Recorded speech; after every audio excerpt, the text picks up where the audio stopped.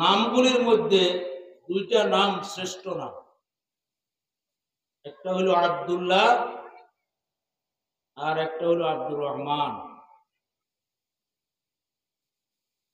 আমরা নুরানি মাদ্রাসাগুলিতে ছাত্রছাত্রী ভর্তি করি, অনেক সময় বিভিন্ন রকমের নাম আসে,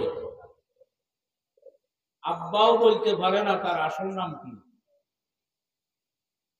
জিজ্ঞাসা করি ছেলের নাম কি, ফিন্টু।